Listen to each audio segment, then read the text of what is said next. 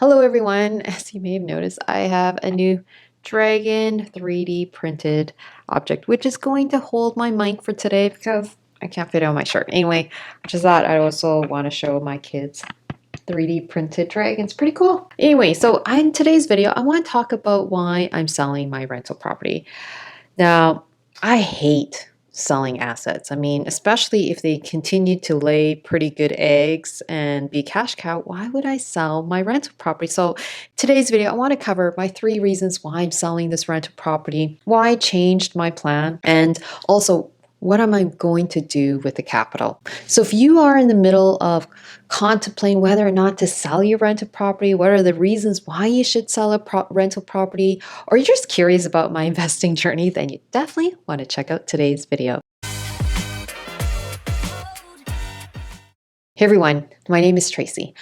Just in case you don't know me, I'm a former environmental engineer turned full-time investor in Canada, managing a multi-million-dollar investment portfolio of stocks and real estate. I've taken many sabbaticals. I think I'm on my 5th one right now, and this might be my forever sabbatical. And I've been investing for many, many different years. I don't know, 15 plus, 20 years. I don't even know. I've lost count. Now, most importantly, I'm a mother of twins.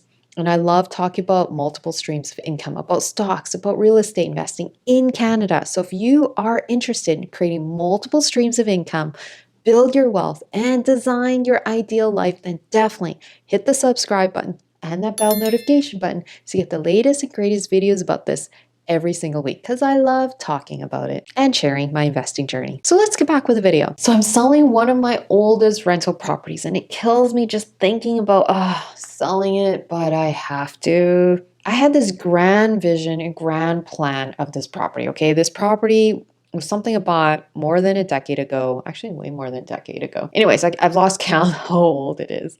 And I actually lived in this unit for about a year, did some renos, and then converted it into a rental unit when I moved out. And it's been doing well ever since. And it's located in one of the desirable neighborhoods of Ottawa. Of course, back when I bought it, it wasn't super desirable, but it was in the transition area. And obviously, over the many, many different years that passed, has become now a super desirable neighborhood.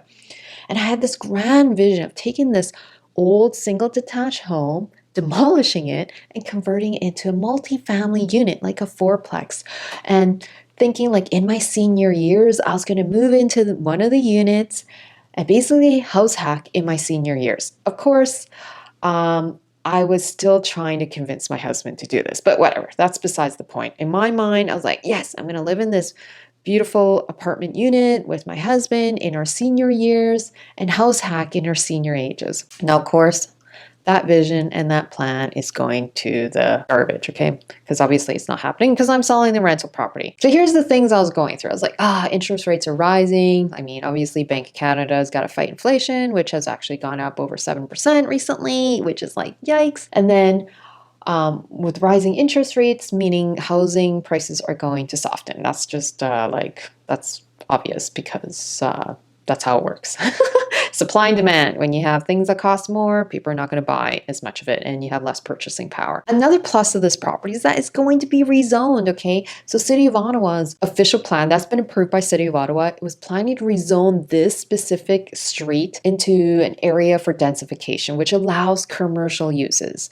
Now, I don't know if my lot is going to be for commercial use, but it's in the future, I could see land assemblies and then, commercial properties being added to this street. So it's, let's just say, a desirable locations. So you're probably thinking, well, why did I sell? Here's my 3 reasons why. So the first reason is age. Okay, the age of the home, not me. Okay, I know. You're probably thinking like me. No, I am in my early 40s, but I'm not super, super old. It's the age of the home. The home is around 1920s approximately, which is like, now, whoa, it's making like over 100 years now. And so I was just thinking like, okay, a home of that age, okay, has block foundation. It's very, very natural to have a leaky basement. And the basement is a crawl space, so no big deal. The tenant is cool with it. But for me, it means more upcoming repairs, okay, and maintenance, just because of the age of the home.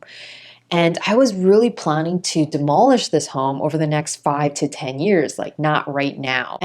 But even 5 to 10 years, I mean, I just thought, given the circumstances right now with housing prices skyrocketing last 3 years and sometimes double digits, which is like insane. I just thought maybe is time to sell, and the age of the home is just making it easier for me to sell. Number two, capital. Okay. Capital meaning not the capital that I would get from this property, but the capital it would take to build a fourplex. Okay, so I was actually talking to developers and builders and hearing about the issues. Okay, not only did I cost it out to build a fourplex, which like would have been about $2 million, which is like who wants to put in $2 million? Sure, I could finance a big proportion of it, but just thinking about the amount of capital I have to deploy, putting 2 million in, I mean, obviously it's through bank financing, but just thinking about that and then thinking of the construction schedule, the supply chain issues, talking to the builders that you can't even get an electrical panel on time right now, and everything is just delayed because you can't get the materials, lumber costs have gone up, et cetera, et cetera. And just being in that type of field in my former hats, like being in the construction field, I was just thinking, wow, this is like, I could see that 2 million blowing up, okay, because the timelines are going to be delayed. There's labor shortages. So to me, for me to demolish the home, get 2 million, deploy it, and then having delays in the construction schedule, it's just enormous amount of risk and capital. And then at the end of the day, crunching out the numbers, I actually don't think I'm going to actually cash flow unless I put in a lot more work, like sticking a ton of students in there, which yes, could cash flow, but that's just not simplifying my life. Like later in my life, I'm looking to simplify my life, not add more hustles, which is like adding more tenants and creating more problems. Even if I get a property manager, it's still the same thing.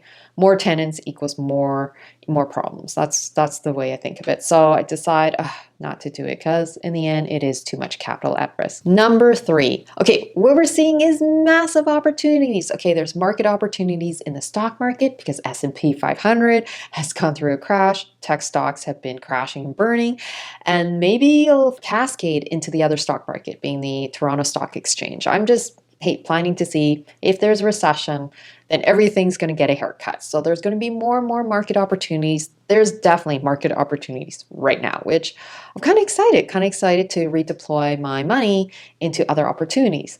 Also housing. Now I know I've been going on and on about rising interest rates and increasing inflation and so on, but I'm actually getting excited that the housing market is going to be balanced and softening and correcting itself. Now, I don't know if housing prices are going to go down because I'm in Ottawa. There's a lot of job opportunities. There's no recession really happening in Ottawa specifically when it comes to jobs and all that. So I think that in Ottawa, it might flatten out. Housing prices might actually flatten out in the areas that I'm looking in, which is awesome. That means there's going to be more supply. So then I could potentially redeploy the investment capital back into another rental property, like basically upgrading my rental properties. So what am I planning to do with my money right now as I'm waiting for the real estate market to balance itself out? Number one is I'm going to, pay out the big proportion of my own mortgage. Yes, I do have a mortgage.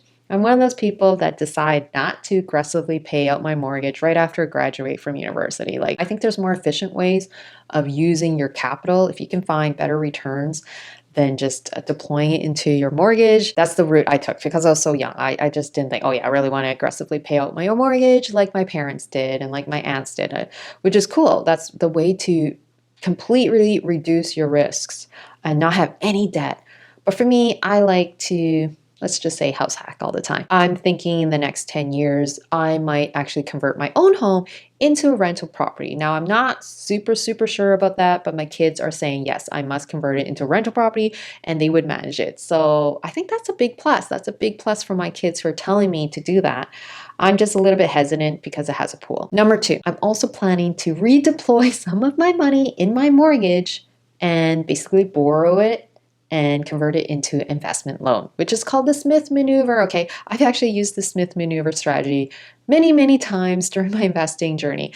So for those who don't know what the Smith maneuver is essentially you can convert your mortgage interest into a tax deductible investment loan, okay, which is completely allowed in Canada. So basically you're converting your mortgage interest using that money, borrowing it, and then using it as a tax write-off, as long as you use it for investment loans. I'm not talking about using it to buy a car or buy that fancy boat. I'm talking about like, hey, investing into a rental property or buying stocks or anything that's an investment, okay? So that's what I'm planning to do. Oh, by the way, if you want to hear more about the Smith maneuver, maybe some examples I've done in the past, let me know in the comments below. Let me know. Do you want to hear more about the Smith maneuver? If so, I might create a video about it. Let me know in the comments below. Hey everyone, I hope you found this video super helpful. I want to actually give you a bunch of playlists in the next shot, where it's going to show a bunch of playlists. One is on real estate and the other one is on multiple streams of income.